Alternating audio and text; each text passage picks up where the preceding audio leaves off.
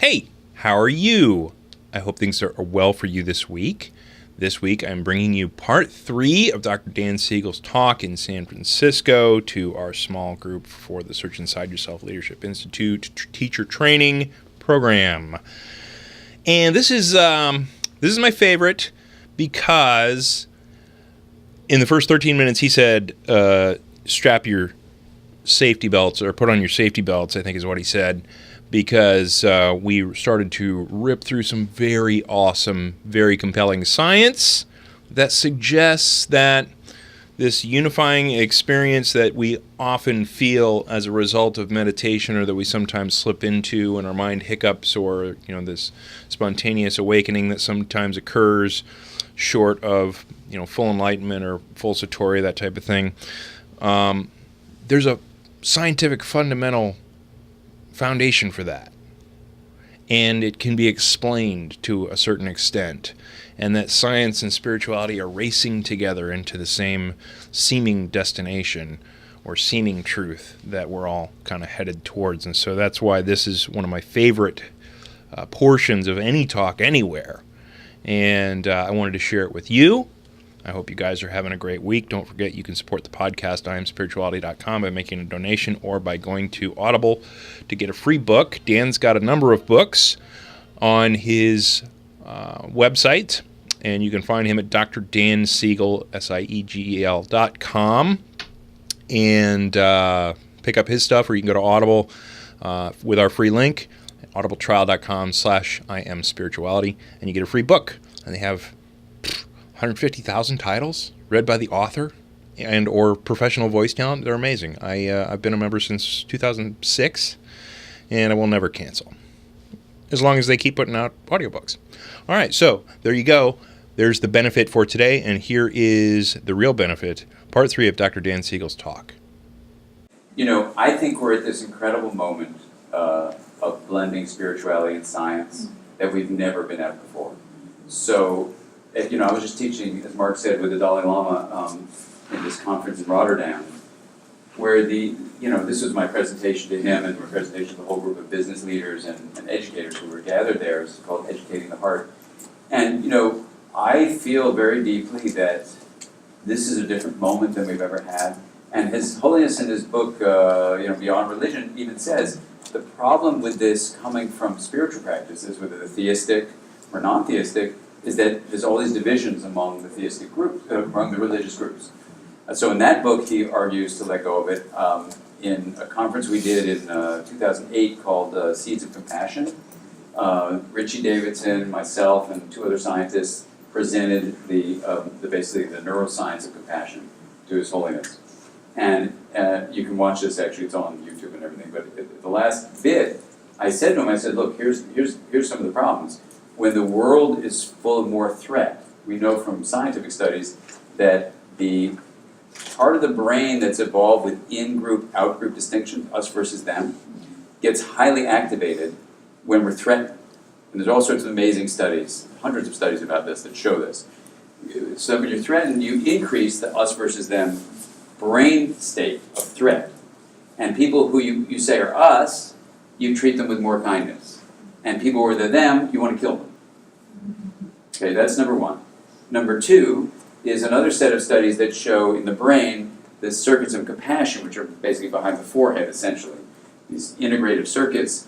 If you present someone to that person where just in the labeling they can't identify with them, and in their whole processing of ways you think and ways you feel, you say, oh, that person's not like me. Literally, your compassion circuits are shut off. They're completely shut off. When you combine that with a third set of studies that show, especially with the media the way it is, that we're flooded with more information through these streaming channels, including what happens on YouTube. We're just flooded with so much stuff now. Does anyone remember the ratio? We get streamed to us information, in 2 months that 100 years ago you get an entire lifetime? Is that the ratio? Someone told me it was this 2 months, 4 months. Anyway, it's something like that. So just think about these nervous systems that never evolved to take in this much suffering. And so, we talk about I Live This, we talk about the whole planet. And John Kabat-Zinn and I were teaching with John O'Donohue when he was alive, and Diane Ackerman just down the street. and I don't know if any of you were there at Mind and Moment, and a person came up and asked this question. She said, "You've just spent 3 days with us teaching us to be more mindful, more emotionally intelligent, more present, more aware." We said, "Thank you, thank you." She goes, "I hate you for it." And we go, "Okay, well, tell us more." And she said, "The world is so full of suffering, I want to put my head in the sand. I don't want to become more aware, I want to become less aware. This was the worst choice I made to come to your conference." And it was a really important question. And I said to her what I had heard in Freiburg just the year before when I was teaching with the Dalai Lama. And someone asked him the same question. You know, he's been raised since he's 6 to be, you know, the embodiment of compassion. And he said this, and it's funny because it came out in Rotterdam, he didn't remember his response, so I quoted him to himself. It was very funny. And I said, "Do you still feel this way?" And he goes, yeah, that's a good idea. You know? But this is what he said back then. He said, "Listen, it is not in spite of the world's suffering that we need to be joyful and humorous and lighthearted. It's because of it. Because if you let the suffering of the world pull you down, then the suffering is won.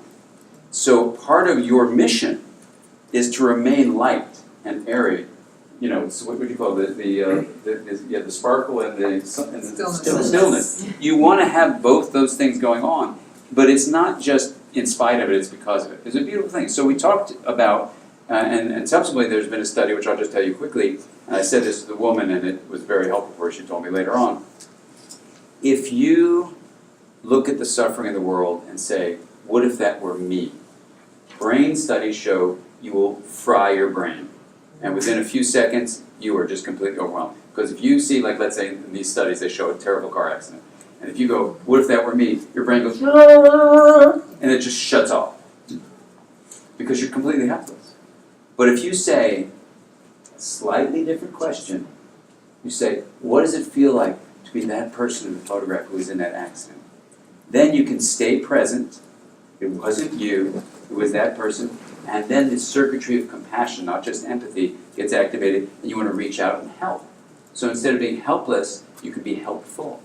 So we need a word called empathy burnout, not compassion burnout, because the idea, and this is what I said in Rotterdam to His Holiness, I said the idea is that we want to cultivate this capacity to stay present for the suffering of the world, but remain light and humorous. And I don't know if you know the Dalai Lama, but he is a funny dude. And he is, you know, has this quality of just being able to laugh at all sorts of things. So this is the challenge for all of us.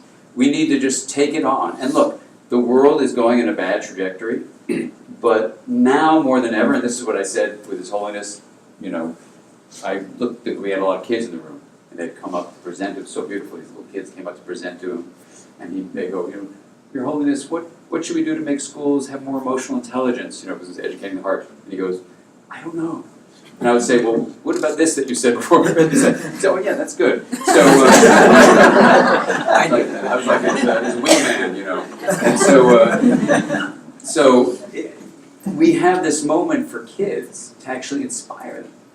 Because the world, this is what I said to them. I said, you know, the kids in the adolescence room, I said, this world is being handed to you by adults who couldn't figure out how to make it go in a different direction. And the change cannot be using the mechanisms of destruction that have brought the world to where it's at. It's got to be from the inside out. It's got to be an inner transformation. It's got to be searching inside yourself. It's exactly what you're doing. And finding these paths. There's these 9 domains of integration, and each of them explore different elements. And in terms of the emotion piece, I'll just say this.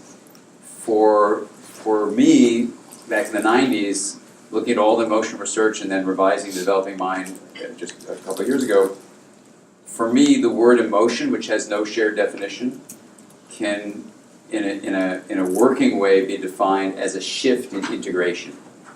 So what are called the positive emotions are upticks in integration, and what are called negative emotions, like fear, anger, sadness, they're actually downticks in integration. But if integration isn't changing, you don't feel emotional. You have an emotion when integration is changing. So for me, emotion means shifts in integration. So when people talk about emotional health, what's interesting is that every psychiatric disorder, without exception that we can find, the symptoms of every syndrome in the DSM are either chaos or rigidity, which is amazing. And every psychiatric disorder that's been looked at, schizophrenia, people with bipolar disorder, autism, those are not caused by experience, but they're just innate. They have impaired integration in the brain. And if you've been severely traumatized, either by neglect or abuse, significant impaired integration in the brain. And the reason integration in the brain is so important is that every form of regulation, regulating emotion or affect, regulating attention, regulating thought, regulating behavior, regulating relationships, are dependent on fibers in the brain that link widely separated areas to each other. So integration in the brain leads to self-regulation, basically. Integration is the basis of emotional intelligence. Integration is the basis of well-being. And what's fascinating about this concept, in terms of what you're saying about the differentiation and linkage, is you can teach it. So, we are working at UCLA trying to grow integrative fibers in the brains of individuals with manic depressive illness so they don't have to take medication. Because mindfulness, if you had to summarize mindfulness just in the fastest way you could, I say, mindfulness training integrates the brain. And you could say, well, why? Well, it's the integrated fibers, the hippocampus, the prefrontal fibers, the insula, for example. These are integrated fibers. So that's why mindfulness is so helpful for improving regulation. That's number one. But then you say, what's the integrated process? If you had to talk about it, you've read The Mindful Brain, so you know it's in there, but there's an observing self that's midline, sort of its neural correlate, and a sensing self. And basically, you differentiate observing from sensing, and you link them. So mindfulness is not the same as flow. So if I'm really angry, if mindfulness were the same as flow, I'd be really angry, I had a gun, and I shoot you. Well, then I'd be in the flow of my anger. What's the problem? I shot you? Well, because it's not integrated. You're not having an observing part of you saying, hey, you're feeling really angry now, you have a gun in your hand. It's not integrated to shoot someone. You're not honoring the difference between that person and you. You're eliminating them by shooting them. So this capacity to differentiate in terms of consciousness, even just observing and sensing. And Norman Farb and colleagues showed in 2007, after the Mindful Brain came out, that you would show these two circuits. So anyway, that's an example of the practice of sensing the breath, for example, and returning the breath again and again when you get distracted, is activating your observing circuit. For me, there's another acronym, which is that observing circuit is a gateway to observing, witnessing, and narrating. So it's owning an experience. Observe, witness, narrate, OWN. And that's different from sensing. They're both important, differentiating and linkage. But that would be an example. And naming seems like a really important part. For some people, that would be a part of the observing, witnessing, and narrating. Narrating it would be, I use the phrase, yes, Matt Lieberman studies showed later on, name entertainment. This is the idea that we know from childhood, that those kids, we've known this for years, who could name their emotion, could regulate their emotion. And what then studies have shown is that it actually allows the brain to calm down, naming entertainment. There is a way out of this. There is a way out of this. And integration, I think, is the pathway to do it. We're going to actually have a conference here in September on climate change, where they asked me to come do a talk on just this topic here in San Francisco about, how the human mind, when seen as a self-organized process, could be the route to changing the path. And it's happening all over the planet. People are ready for some profound change. As your astronaut beautifully told us in that sad letter he wrote, this is a time of change. The work you're doing is not just to heal the individual or the company, it's global work. The idea of search inside yourself. Amazingly, you begin with a reflection. Let's see why that's the case, and let's go on with that. So I'm going to now, what I want to invite you to do is put on your safety belts, because we're about to go on a wild ride. And I'm going to try to tie together the subjective reports that were given to us, the experiences you had, and some of the fundamental questions that just came up in this discussion to give you this blast about it. All of us in this room are on a journey to try to bring well-being into the world. We've taken a path where we think that the individual self-awareness is a good starting place, and I want to suggest to you that there's a lot of scientific reasoning behind your intuition, that that's a good thing to do. And we're going to now try to explain that using an interpersonal neurobiology frame of a definition of the mind. Now I want to remind you though that this definition was offered in 1992, so that's 22 years ago. And you basically will see it being used nowhere, even though I publish lots and lots of books and write about it all the time.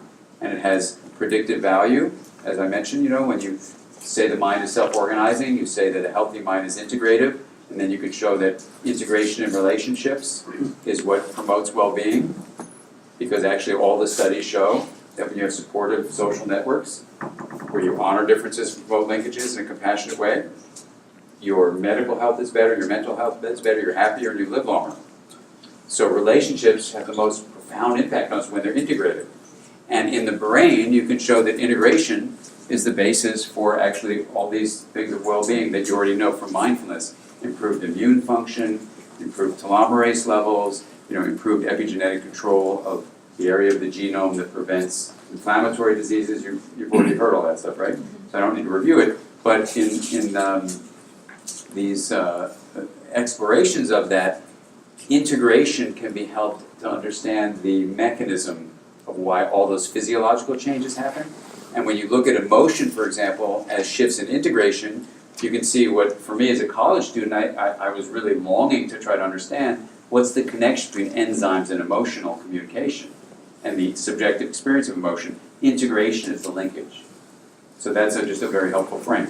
But we come to this issue, whereas if you do say that the mind is this self-organizing, emergent, we've already defined all that, process that's embodied and relational, we define that too, it's not just in the skull. So even though probably 95% of scientists say the mind is what the brain in the head does, we're saying no, that's part of the answer. And to limit it to the skull, you're losing the big picture. So we're saying the mind isn't just in the skull, it's fully embodied, and we're saying, hey, it's not even limited to the skin, it's relational with other people on the planet.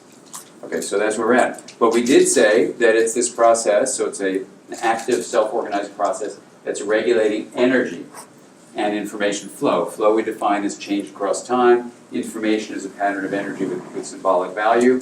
But now we come to energy. What is energy?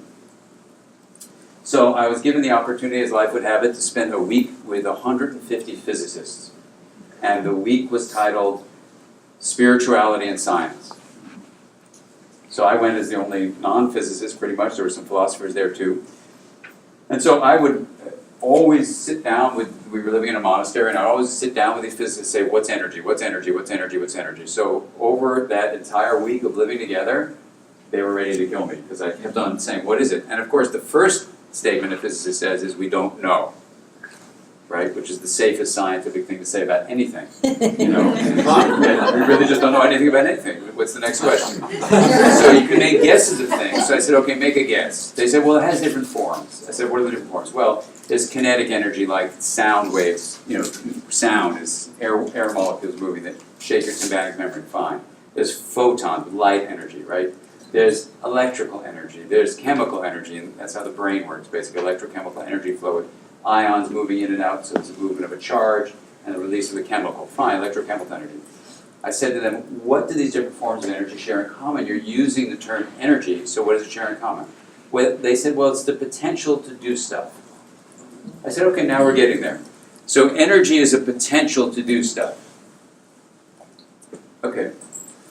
I said, well, fine. How do you sense or measure or how does that potential manifest itself? They say, well, that's easy.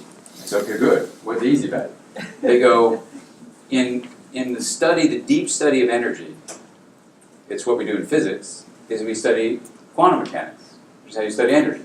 I said, okay, so you're not looking at big bodies like we live in these big lumbering bodies, they're huge. You study very small subatomic elements, like let's say a photon or an electron, and you study it. And in quantum mechanics, you may remember from physics in high school or college or wherever you may have taken it, that there's some unbelievable things that come out of quantum mechanics, and we're going to talk about one aspect of it in a moment, but just to remind you that the act of measuring a photon does something called collapses the probability wave. So instead of this wave of probability, which a photon often manifests itself as, the minute you observe it, it becomes more like a particle. And you can show this in the double slit experiment. I'm not going to spend any time doing that, but just we need to keep in our minds that the act of observing or photographing or measuring, or some people even say asking the question in consciousness about energy changes energy. That's a fact. That's an empirical fact. So the controversies about quantum mechanics are how to interpret the equations, but empirically we've known this for like 100 years. So that's like wild. The second thing, just we're not going to talk about, is something that used to be called spooky action at a distance, and people still call it that. That is, it's called entanglement. That when you have particles that were once together, and with the Big Bang they split apart, we know that if you spin an electron that's here this way, somewhere far, far away in ways that cannot be explained by what we see with our eyes, that an electron that used to be coupled with it will spin the other way. That's called quantum entanglement. That's a fact. That's not someone's imagination or, well, that's kind of a California thing. No, that is a fact. So we have this thing called entanglement. Now, if I took out my phone and called my son, who's in Asia right now, and FaceTime with him, and his face appeared here, if this were 100 years ago, you'd burn me at the stake. You'd say, it's impossible. But what do these phones do? These phones have huge amount of, literally, energy that's being beamed around through cell towers and all that kind of stuff that we can't see with our eyes. So the first thing we want to say about energy is that eyesight doesn't always pick it up, even though we pick up photons. So we need to use mind sight to become open to and literally perceive, that's the sight part, what we can't perceive with our eyes. And that's not being unscientific, it's actually being super scientific. It's arrogant to say that because we can't understand it or see it with our eyes, it doesn't exist. It's totally unscientific to say. So a scientist, if you're really going to be scientific about it, you have to say, we have to be open. So what do we know from quantum mechanics besides entanglement? And I love this new phrase about entanglement. It's called passion at a distance. Isn't that great? Passion at a distance. Okay, so we have this idea that observing changes energy. So something about consciousness, if you interpret it that way, not every quantum physicist does, but some do. Consciousness somehow changes energy. So what is energy, really? Well, when you talk to physicists about this, as I was given the opportunity to do, they talk about something called a probability curve.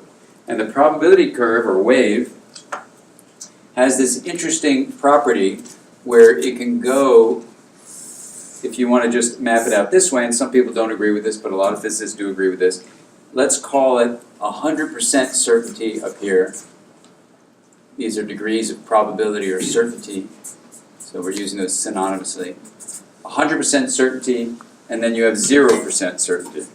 And basically the curve can go anywhere along that, this probability wave. So then if you say, okay, that's really interesting. Some things are 100%, some things are down near 0%, or let's just call it 0% for argument, but it may be near that. So you say, how in the world does this relate to the wheel of awareness practice? What might be going on there? And so, as of today, we've had about 500,000 people download this from our website, and we get emails all the time from people about what they experience. I've taught this now to, I don't know how many, probably about 10,000 people in small groups like this, where I'll get the feedback from people, and no matter what the culture is, no matter what continent it is, no matter what their educational background, their professional training, no matter how much meditation experience they've had or not had, whether we do the wheel practice like with you first or last or whatever, the results are unbelievably similar. We could have recorded everything everyone said, and you'd find virtually identical statements on every continent of this planet except Antarctica. I've never done it with penguins. But people say the same thing, which, as a scientist, that's really interesting.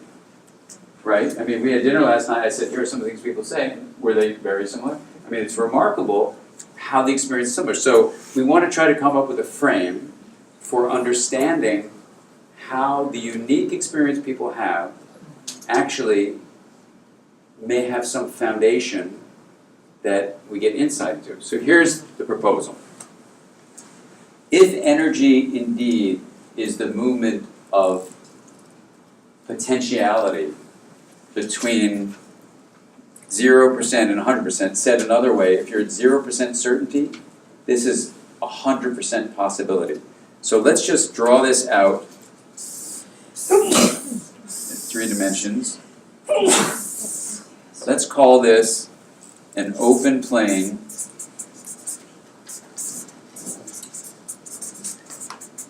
of possibility. So anything is possible from this open plane. And what arises from this plane then, in terms of energy, is the movement of this energy curve from being in the plane to, let's say, a value where you're at what's called a plateau. Plateau, and this is of probability, so it's an increased probability. Probability. And then you can even come up from there, I'll make these different colors, well, I'll keep them the same color. And then you can come from this plateau up to a peak of certainty. So, and other peaks. So let me give an example of what this would be like in terms of mental experience. When you're at a peak, you're having a particular thought. So this might be, for example, a thought. I'm going to go to Italian food tonight for dinner. Here it might be, I'm thinking. The plateau might be a mood or intention. And then what's been really interesting is that here in the open plane, what I'm going to suggest to you is where consciousness arises. That consciousness arises, the sense of knowing and awareness, from the open plane of possibility. When the energy curve has moved to this open plane near 0%, which is basically open possibility, the potential for things to arise rests in the knowing of consciousness. And when people describe, for example, just to give you the map here, when people describe the turning of the spoke of attention on the hub, they describe this, as you described, incredible sense of openness, peacefulness, clarity. Some people use the word God, home, safe, love. When they get there, it has this quality of incredible spaciousness to it, depth. You know, when Jack does his meditations, he uses analogies like as wide as the sky or as deep as the ocean, that kind of thing. What I believe is happening is the hub, this is a metaphor, just a table in my office that didn't sound good, call it a table of awareness, so call it a wheel. But it's a hub that is a metaphor for the open plane of possibility.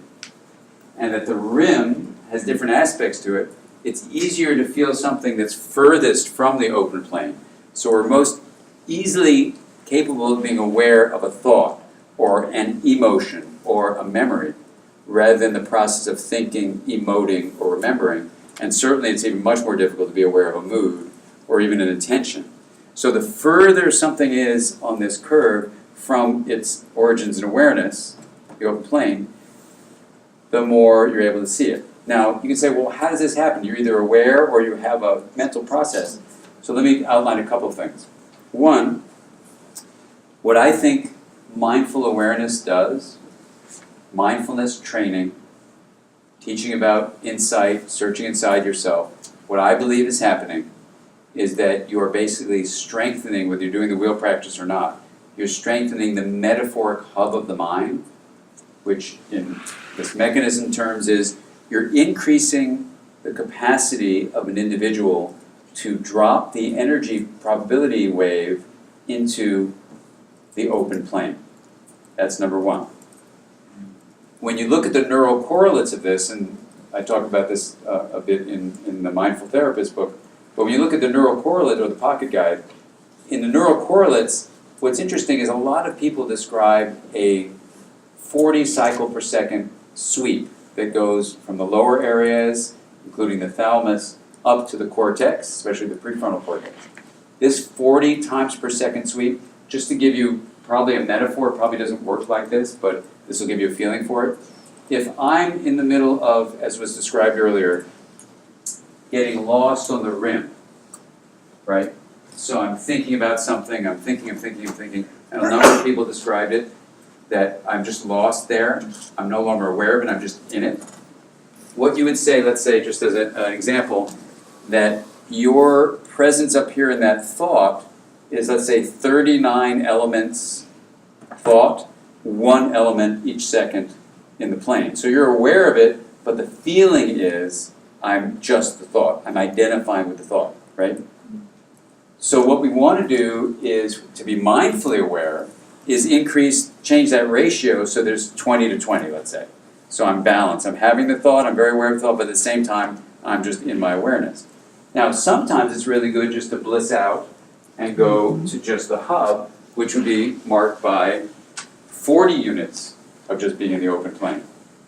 But you've got to pay your taxes, you've got to stop at a red light, there's nothing wrong with peaks and stuff.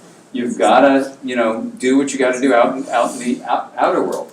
But here's the thing for me that's been so powerful, not only personally, this is my personal practice I do every day, but what's been so meaningful to me about teaching to this, not just to my patients, but to the people I work with, is that our sense of an individual identity is embedded in recurrent patterns of plateaus, that arise from here. You can have many different plateaus, arising. You can even have peaks coming straight from the plane, like that.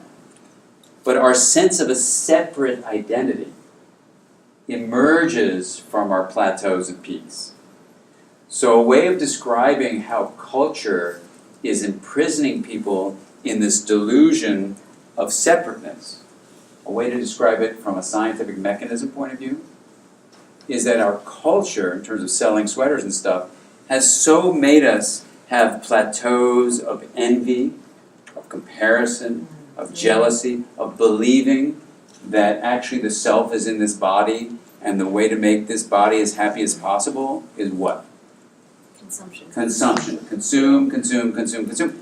And these are just peaks and sub-peak values of thinking and beliefs, right? Now, since a shift in emotion is how we define integration, all of this is emotional.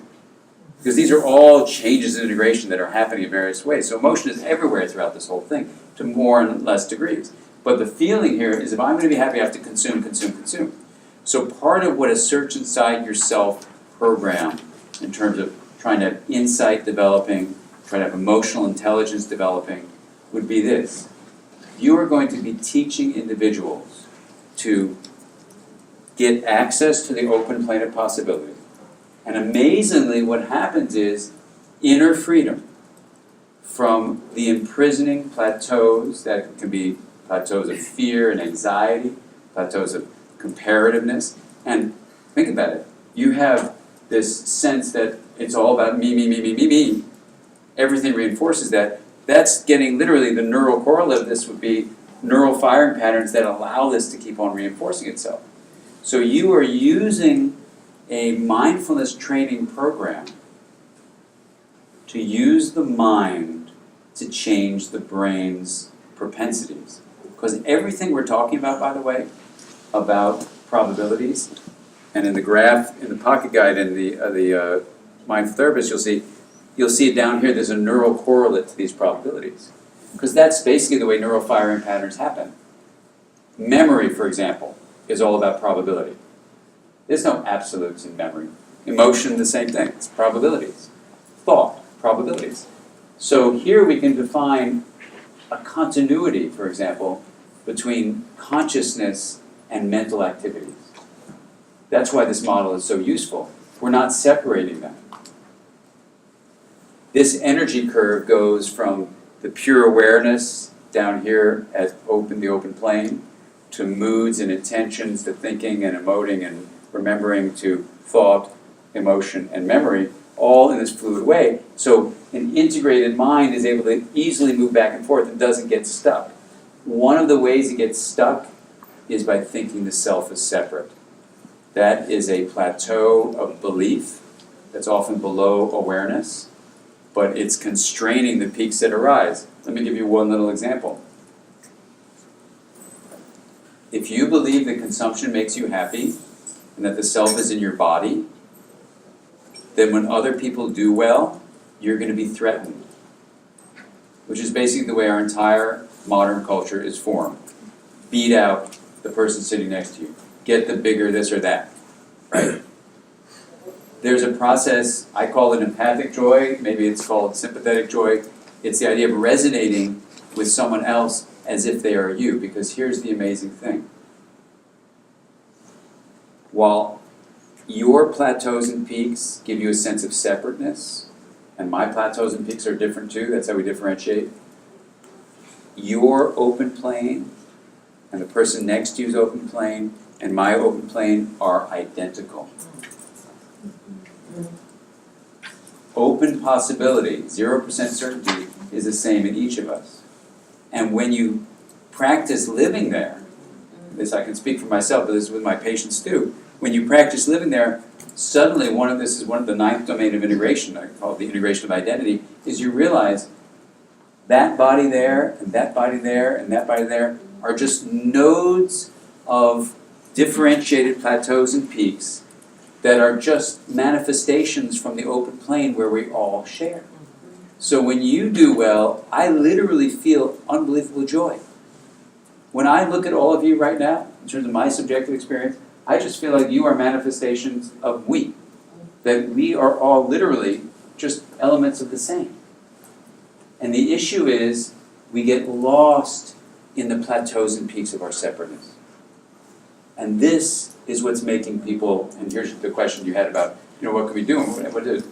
What's going to be the question about what's the down that's going to motivate people, right? What do you call it about, what's going to get people activated, right? So the first level of that is that when you study in, let's say, the United States, people are more miserable than they've ever been. They're more stressed, they're more anxious, we're killing each other. This modern culture we live in is full of suffering. I think this is the source of it. So from the interior thing, we've lost any sense of meaning. The Greeks called it eudaimonia. Sense of connection to others? No. Sense of compassion? No. Sense of meaning? No. Sense of equanimity? No. Those are the four elements of eudaimonia. Compassion, connection to something larger than your bodily self, meaning, and equanimity, reaching emotional equilibrium when you can. We don't have eudaimonia. We're pushing like crazy for hedonia, because that's what consumption is all about. This push for hedonia is toxic on every level.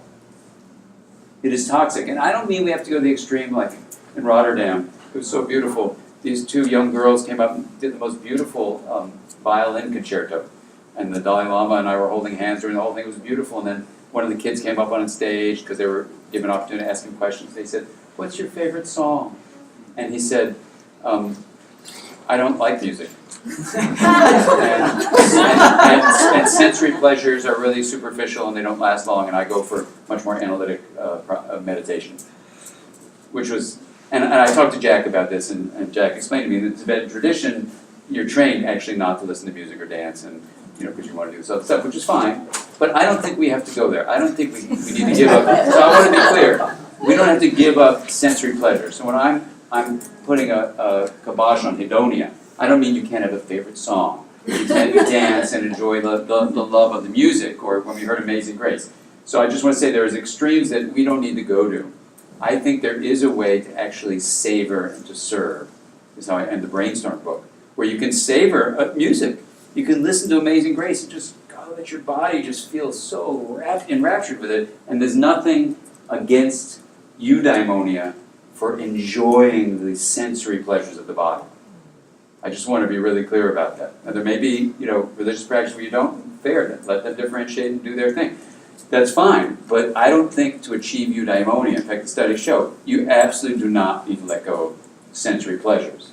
So I just want to put that out there. So, but only hedonia without eudaimonia has been shown in a study in the Proceedings of the National Academy of Sciences published on July 31st, 2013 by Barbara Fredrickson and colleagues, showed when you only do hedonia without eudaimonia, you are cruising for a bruising, as they say. You are changing the epigenetic molecules that control the prevention of inflammatory disease like cancer and diabetes. So that when you have eudaimonia, you're actually optimizing your medical well-being. So people are suffering individually in their minds. They feel a lack of connection, lack of compassion, lack of meaning, lack of equanimity. Eudaimonia is in short supply. The Heather Urey study that came out, I think in 2004, A Life Worth Living, and she was a graduate student at Richie Davidson's lab, showed that mindfulness practice, as it increases well-being, they contrasted hedonic well-being to eudaimonic well-being.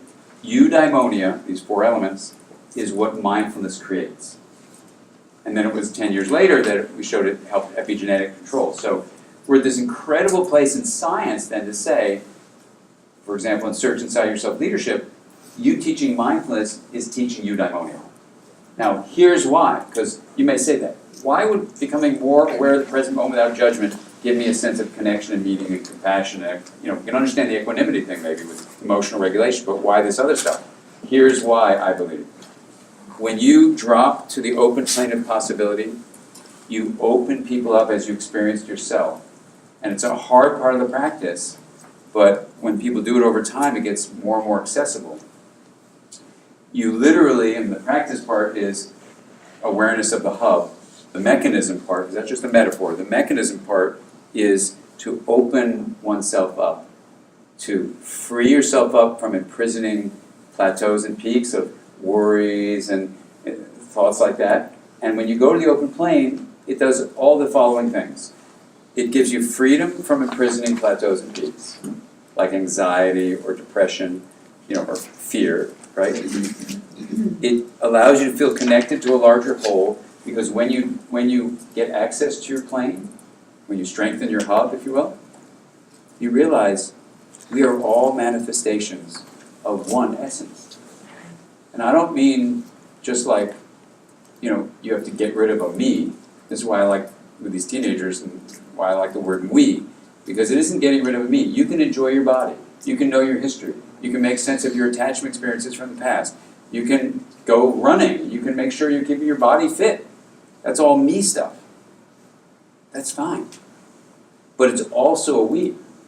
So one of my online students, she was really mad because I was teaching these things me to we. She said, why am I getting rid of me? And I said, well, it's just don't only be a me, be also a we. And she said, well, that doesn't rhyme.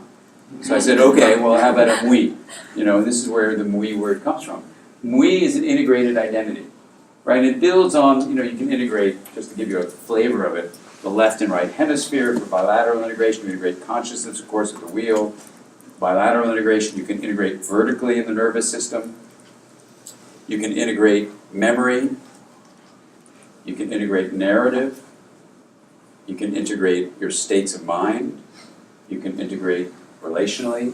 And you can even integrate what's called temporally, where you, across time, when you map out time, how do you deal with issues of wanting things to last forever, but nothing does. Wanting things to be certain, but nothing is. And wanting to live forever if life is going well, but no one does. Right? These are the temporal integration issues. And then integration of identity, the final one, which I used to call transpirational. Yeah. So anyway, all these ways you promote integration are all emotional, because in fact, if you define emotion as a shift in integration, and I did this with Barbara Fredrickson, who's a leader in the field of positive psychology. She and I just did a workshop a couple of months ago where, were you in that meeting? How was that for you? It was fun. It was fun to see you guys talk. We had never talked before. I could tell. Yeah. But you did great. Yeah, thank you. It was, taking the whole field of positive psychology and looking at it through the lens of interpersonal neurobiology and seeing if the two could come together.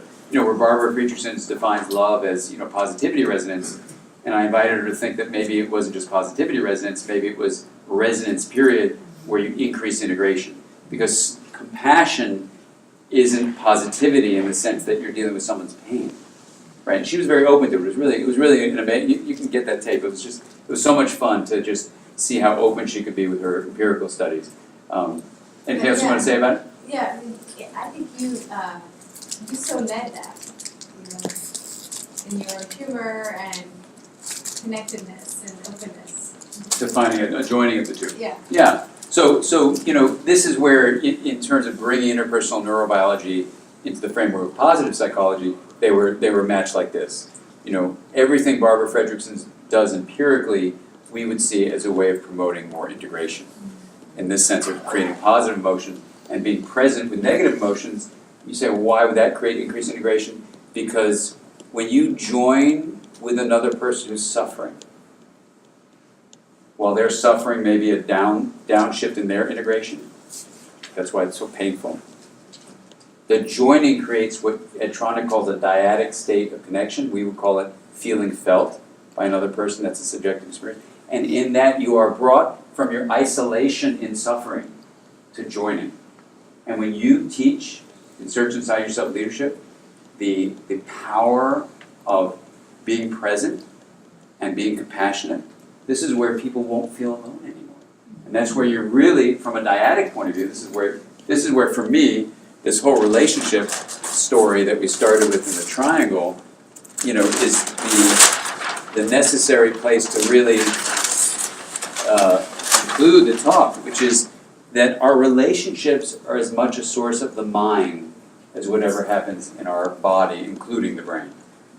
Right? So while we could sit here and go through brain anatomy, and I could tell you mindfulness activates this integrative area and grows it, makes it thicker. Mindfulness activates the hippocampus, for example, and makes it thicker. The insula makes it thicker. These are all integrative areas. And we could spend time showing how in a hand model of the brain, you can show all the different parts and basically say, yeah, it activates these and these link the whole thing together. And what I think I'll conclude with is the following functions that research shows if you teach mindfulness, these will be promoted in the individuals that you teach. These are the 9 processes I said that, I don't know if you read that one too at the networking meeting, but in 2005, I didn't know anything about mindfulness at all, but by mistake with my co-author, Mary Hartzell, we said you should be intentional as parents and to embrace intentional and open-minded and awake. We use the word mindful, and people want us to teach them to meditate. Neither of us knew anything about meditating, or I was already a outcast because I was saying such weird things like the mind is not just brain activity.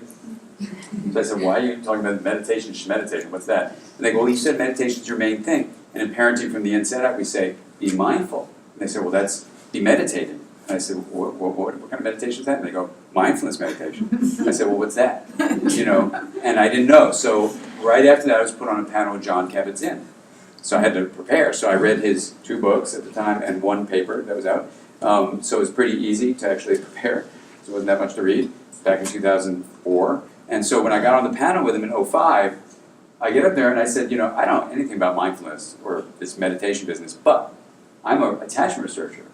And the weird thing is, if you take this hand model of the brain, and this sadly happened from a case where a young kiddo was taking care of her mom, got in a car accident, didn't put on her safety belt, and a drunk driver crashed into her car, and so the steering wheel crushed this part of her skull, and it destroyed this integrated part of the brain.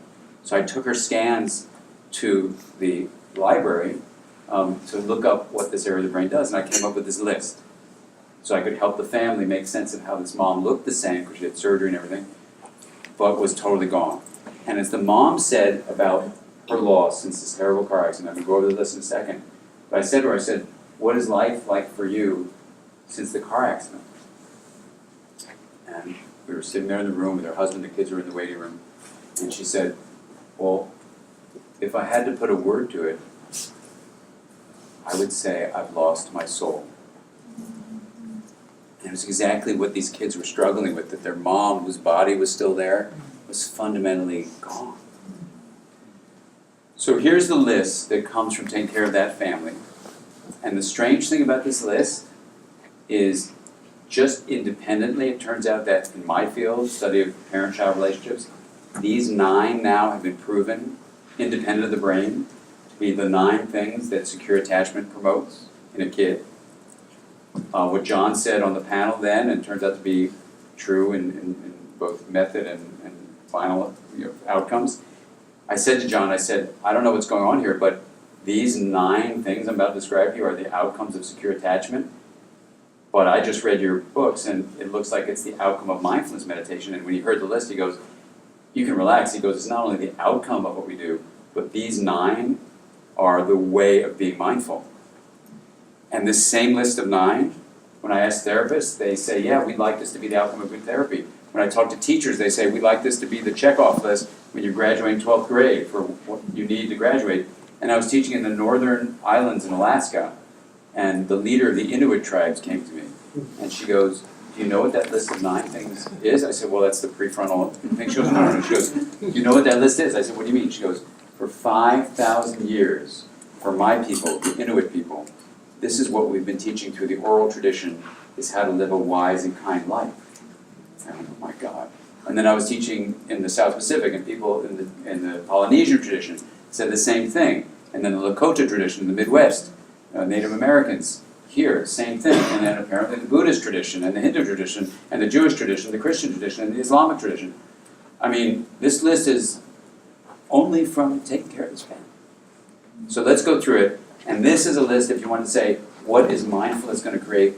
These are coming from, literally, if you have the spinal cord, the brain stem, the deepest part of the brain, the limbic area, and the cortex, what pulls the whole thing together are these integrated fibers. So we're going to just call them prefrontal, but they include areas, called the anterior cingulate, they include the insula. A lot of people call those prefrontal. These are just integrative areas, but they also include the hippocampus.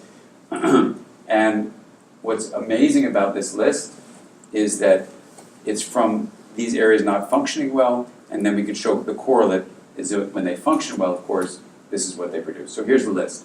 Number 1, being able to regulate your body. And body regulation means you're balancing the activating sympathetic branch of what's called the autonomic nervous system with the decelerating parasympathetic branch. So how you basically drive a car well by not pressing both the accelerator and the brakes at the same time, that's integrating the autonomic nervous system, integrating the body. So that's number 1, body regulation, ultimately mediated by these regulatory integrative circuits. Remember, integration in the brain means regulation in function. And integration in the brain, by the way, is both functional and structural. So you can study it with something called the connectome. And now we show that mindfulness increases the integration of the connectome. Studies in the last 2-3 years. The other area that shows integration is the default mode. It's a very integrative circuit that Marcus Raichle talks about. What does mindfulness do? Increases the integration of the default mode. So these are, everything keeps on confirming the idea. If you had to summarize it, mindfulness integrates the brain. So we have body regulation, number 1. Number 2 is something you call attunement. Attunement is a word that we'll just define as focusing attention, and attention is different from awareness. Attention is that process which regulates the direction of energy and information flow. Okay, so it's different from awareness, but attention, when it's focused on the inner world, we're just going to call attunement. That's just how we're going to name attunement. So attunement is focusing your attention on the inner world. There's 2 kinds of attunement. There's interpersonal attunement, which is the basis of secure attachment. And there's internal attunement, which is a quick way of summarizing what mindful awareness is. Internal attunement for mindful awareness, interpersonal attunement for secure attachment. That's number 2, attunement. Number 3, and I'm tuning into Kelly, talking to Mark. Did I get 5 extra minutes? Yeah, go for it. Okay. So tuned into you. So that's attunement. Number 2. Number 3. And we were tuned into you. Yes, good thing. We're all attuned to each other. So number 3, you like this, Sean, is called emotional balance. Emotional balance is a scientific term for allowing emotions to be revved up enough so life has meaning and vitality, but not too revved up so it becomes chaotic, there's that chaos word, and not too depleted so it becomes rigid, right? So in a sense, this is a supportive view of how emotional balance is an outcome of the harmony of integration, right? Emotional balance, number 3. Number 4 is a word I just made up because the scientific terms are so wacky. So I just made up this phrase called response flexibility. Response flexibility just means how the way you respond with your behavior or your emotions or with your thinking, or your words is flexible, meaning you pause before you act on an impulse, think about the different options, and choose the one that's most adaptive. So they're all. Is that behavioral flexibility in psychology? That would be, behavioral flexibility would be one, so that response flexibility would be the big category, behavioral flexibility would be another, emotional regulation, all these things would fit into it, absolutely. So response flexibility, this area mediates that. That's number 4. Number 5 is soothing fear. Literally, there are, from the ventrolateral prefrontal cortex on the right side, don't worry about it, but the prefrontal region sends down soothing fibers that secrete inhibitory peptides or inhibitory neurotransmitters like GABA, gamma-aminobutyric acid, is squirted down on the amygdala, which activates fear. We know that when you unlearn a fear, part of what you do is you grow these fibers down the amygdala. Interestingly, in bipolar disorder, these fibers, Hillary Bloomberg showed at Yale, are too few in number. So the studies being done at Stanford by Kiki Chang looking at mindfulness with kids with bipolar disorder or emerging bipolar disorder, or at UCLA with adults who have bipolar disorder, we're trying to use mindfulness meditation to grow those fibers. Now, it doesn't mean that experience made those fibers not there, but we can use mindfulness, use the mind to grow the brain in integrated ways. And that's one of the fibers that are deficient. It's awesome, yeah. This is such a great time to be helping people. So that's number 5. Number 6, let's just call it, for just simplicity's sake, insight. And it's like having a mind-sight map of yourself. Endel Tolving has a term I'm absolutely in love with called mental time travel. So what that refers to is another term by Endel, which is Tolving, Tulving, which is autonoetic consciousness, self-knowing awareness. What that is basically, mental time travel and self-knowing awareness is I can sit in the present moment right now, and I can look to my past and examine whatever's there, kind of with a bring-it-on attitude, and I can then go to the future, and I can be the active author of my own unfolding story. So instead of either just being oblivious or being just a passive historian, I can actually be the active novelist of my life. That's really what a mind-sight map of me does. So insight is a mind-sight map of me. Then that's number 6. Number 7 is you have a mind-sight map of you, that is of another person. And this is empathy. I just call it empathy. It's where you're literally mapping the internal mental state of another person. Not just attuning to it, which is more like the source of connecting, but this is where you have an understanding, you imagine what it's like to be that other person. It's a mindset map of you. So mindset map of me is insight, mindset map of you is empathy, number 7. Number 8 is morality. And this is where you have a sense of belonging to a larger whole than just your bodily self. And you can have a moral imagination, moral thinking, moral action. It's where you act morally even when you're alone and you know no one is looking at you. So even a sociopath can figure out what they're supposed to do. This is someone who does it because they know it's the right thing to do. So it's like a mindset map of we. So you have a mindset map of me for insight, mindset map of you for empathy, mindset map of we for morality. And that's number 8. Number 9 is intuition, which we're just going to define as, this is now, we're really at the cutting edge of what's known, and so the science is just implicating it, but we know it's registered in this part of the brain. Literally, around your intestines, you have a spider web-like set of neurons. That's like a gut brain. And around your heart, you have something called the intrinsic nervous system of the heart that you can call a heart brain. So if the brain is defined as a PDP, a parallel distributed processing spider web-like set of energy information flow neural connections, let's just say that's the brain. You have a head brain, a heart brain, and a gut brain. Do we have neurons? Yeah, you have neurons all around your gut and around your heart. Now, we just don't know that much about it because no one studied them like they have the head brain. The point here is that this is a source of intuition that we're just going to call the wisdom of the body. Are they neuroplastic as well? And we don't know. We want to see if they're neuroplastic, and we don't know. We're just beginning to learn about it. So that's the most cutting edge of all of it. So just to summarize, and I know I need to bring this to a close, these 9 functions are all, especially the first 8, has really, really strong evidence for secure attachment. They all come from studies of this area of the brain, and let's just take a look at this area of the brain. This includes the orbital frontal, the ventral and dorsal aspects of the medial prefrontal. It includes the ventrolateral. It includes the anterior cingulate, and the ventrolateral, by the way, includes the insula. So we're just putting all that stuff together as one integrative region. What is it integrating? It links the cortex. Take a look at your hand model. Take a hand model. Put your thumb together like that. Put the hand over the middle. We're talking about these middle two fingernail areas. Lift it up and put it back down. This is the area you could say that's growing and strengthening with mindfulness meditation, if you will. Look at where it's connected to. It's of course part of the cortex. It connects with the limbic area. It connects with the brainstem.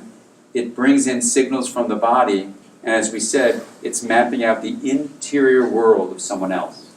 So those are 5 relatively distinct sources of energy and information flow. Let's review them. Cortex, limbic area, brainstem, body proper, and the social world of other minds, other brains, if you want to call it that. Social, somatic, brainstem, limbic, and cortical. When we're talking about integration, we're not being smushy about it. We literally mean 5 relatively distinct sources of energy and information flow are coordinated and balanced by the integrated region of this prefrontal area. So when we talk about you doing this important work at Search Inside Yourself Leaders, we're talking about you bringing your full presence and the sparkle and stillness that you bring. Being present is the gateway, it's the portal to integration. This is the key to the whole thing.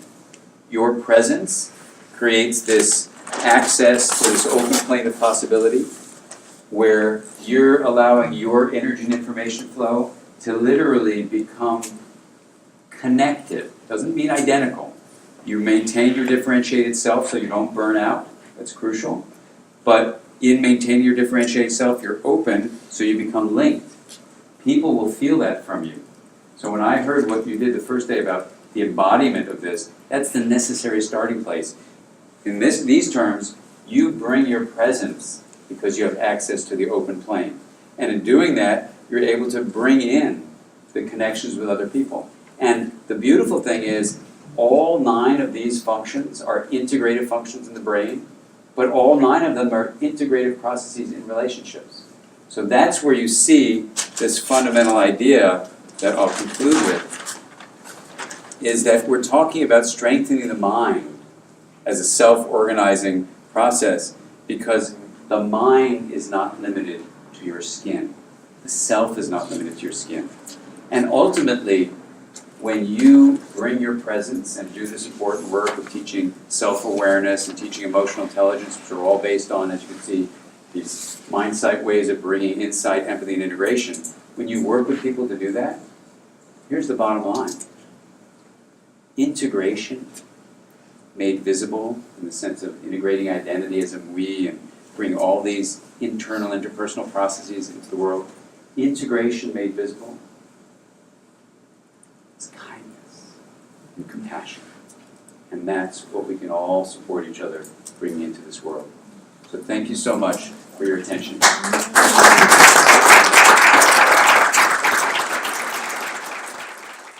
And the applause lasted for another good minute. And the people in the room just kind of stood up and just kept applauding for the amount of value and wisdom and knowledge that was conveyed in those 3 or so hours. It was amazing.